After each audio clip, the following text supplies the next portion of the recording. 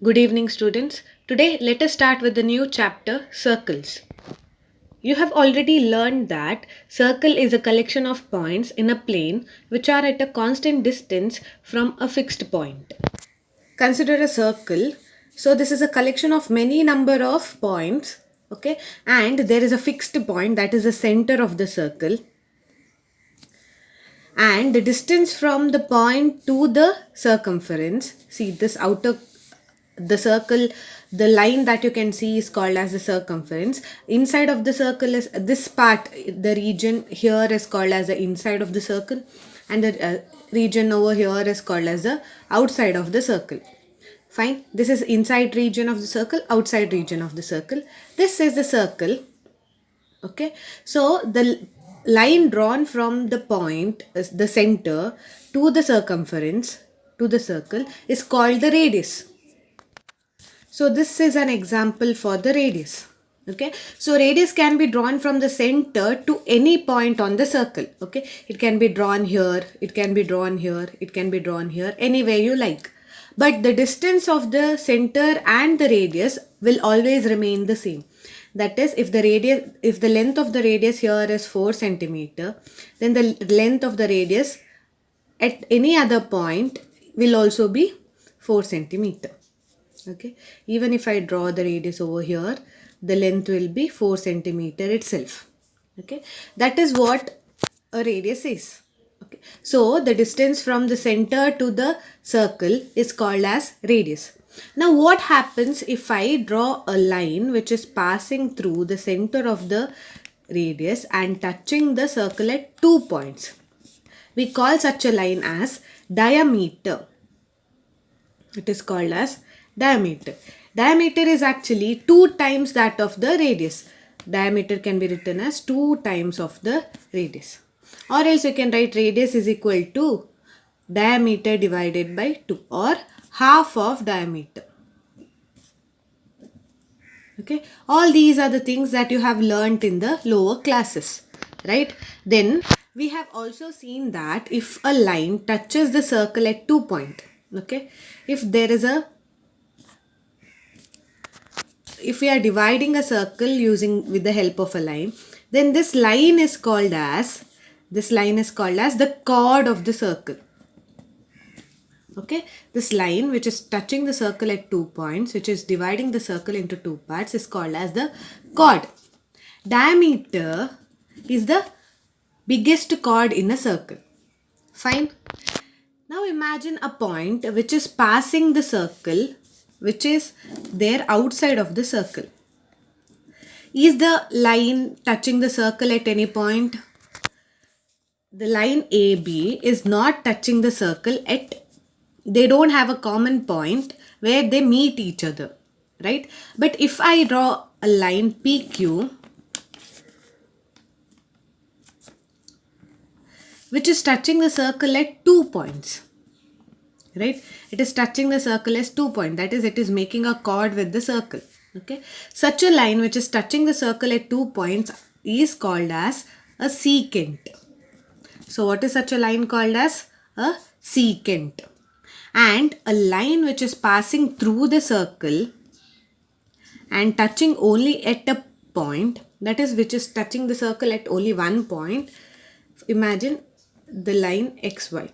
Okay, such a line is called as a tangent. Okay, if a line passes through the circle at one point, then we call it as a tangent, and if a line passes through the circle at 2 points, we call it as a secant. In this chapter, we'll be specially learning about the tangent of the circle, and tangent of the circle can be called as a special case of the secant of the circle.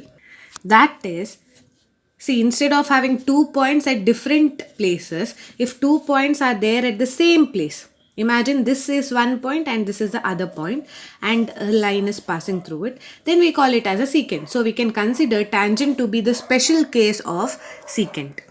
Now let us define a tangent. A tangent to a circle is a line that intersects the circle at only one point. So if a line is touching a circle at 2 points, then we don't call it as a tangent. We only call a line a tangent when it is touching the circle at only 1 point.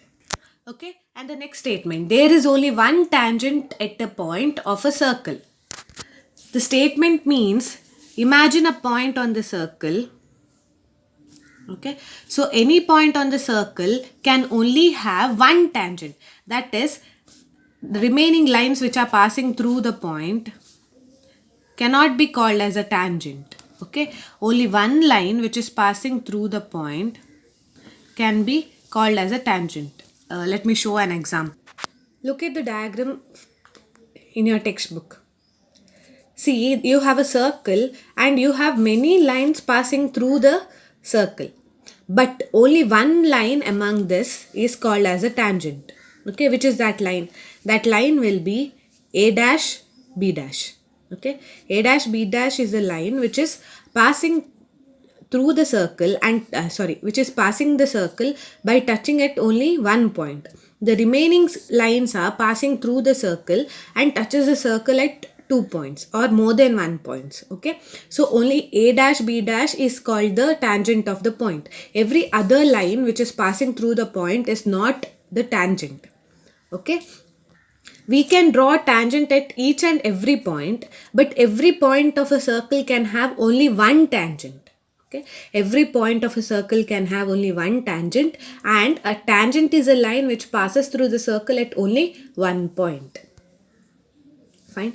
So this is about the tangent, that introduction about the chapter. So let us start with theorem 1. Theorem 1. The tangent at any point of the circle is perpendicular to the radius through the point of contact. So what does its statement say? A tangent at any point of a circle. To prove this, we need a circle and a tangent to the circle, and we have to prove that the point where the tangent touches the circle, that is the point of contact of the tangent, is perpendicular to the tangent when we draw a line from the radius to the point of contact. Okay, data, a circle with the center O. Let us consider a circle with the center O. Okay, so xy is the tangent of the circle through point P. So we have xy, which is a tangent of the circle. So where is it meeting the circle? So the point of contact is P. Okay, what are we supposed to prove? We have to prove that OP is perpendicular to xy. So let us join OP. Okay, so that we have to prove the line OP is perpendicular to the tangent xy. So then the construction, we have to take a point Q on xy other than P and join OQ. So we have to take a point Q on the tangent xy. We can take it anywhere that we want, okay, which is not P, other than P. So let us choose a point over here. Let us take it as Q. So join OQ. Let us join O and Q. Now let us take the point as R, where the line is touching the circle. Okay, the point where the line touches the circle, let us consider it as R. We already know that the radii of the circle are equal. So OP and OR are equal. Okay, let us consider R be the point of contact on the line OQ. We know that OP and OR are equal. Why? Because both are the radii of the same circle. Okay. Since both are the radii of the same circle, we can consider that OP is equal to OR. What is OQ is equal to? OQ is equal to, the line OQ is equal to OR plus RQ. Right? OQ is equal to OR plus RQ. Let me write it down. OQ is equal to OR plus RQ. So we can consider that OQ is greater than OR. Why? Because only if I add RQ to OR, I'll get OQ. So OQ has to be greater than OR, which implies that OQ will be greater than OP as well.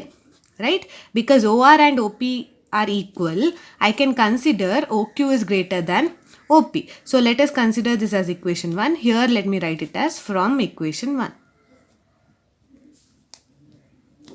Okay. Now since we know OQ is greater than OP, that means every other point which is there on the circle, which is there on the tangent, must be greater than OP. So OP will be the shortest distance from the center to the tangent. Hence, OP is the shortest distance from the center O to the tangent XY. So the shortest distance from the center to the from a point to any line is the line with is the perpendicular line, right? We have learned this before. The shortest line is the perpendicular line, hence OP will be perpendicular to XY, hence the proof. Okay, so how did we prove the theorem? First we considered a circle with center O and we took a tangent XY which is touching the circle at point P. Okay, afterwards we considered a point Q which is not point P. Okay, we considered a point Q on the tangent XY. Then we joined O and Q. The point where the line is touching the circle, we named it as R. Now we know that OR and OP are equal. Why are they equal? Because they are the radii of the same circle. And what is OQ is equal to? OQ is equal to OR plus QR. So we can tell that OQ is greater than OR. Similarly, OQ will be also greater than OP, right? So OP has to be the shortest distance from the center to the tangent. So the shortest distance will be the perpendicular line. Hence OP will be perpendicular to XY. Hence the proof. Fine. Now let us move on to exercise problems. Exercise problems. First question. How many tangents can a circle have? Imagine a circle. How many tangents can the circle have? It can have a tangent at this point, right? It can have a tangent at this point. It can have a tangent at this point. It can have a tangent at this point. It can also have a tangent at this point. So a circle can have tangent at each and every point. So how many tangents can a circle have? A circle can have infinitely many tangents. So the answer is, how many tangents can a circle have? A circle can have infinitely many tangents. Okay, next is filling the blanks. A tangent to a circle intersects it in dash points. How many points will a tangent intersect the circle? At 1 point. Okay. A line intersecting a circle in 2 points is called this. This question we have learnt in the beginning of this video. What is a line intersecting the circle at 2 points called as? It is a secant. Fine. A circle can have dash parallel tangents at the most. How many parallel tangents can a circle have? Let us go through an example. A circle can have a tangent over here, right? So the parallel point to that, let us consider this. So it can also have a tangent over here. So these two lines are parallel. Imagine I am drawing a tangent at this point. So the parallel point will be over here. Again, even it can have a tangent. So each and every point has a corresponding parallel tangent to it. So how many can it have? It can have, again, infinitely many. So a circle can have infinitely many parallel tangents at the most. Okay. The fourth question. The common point of a tangent to a circle and a circle is called. So this is a tangent. So which is a common point between the circle and the tangent? This point where they are meeting. What is that point called as?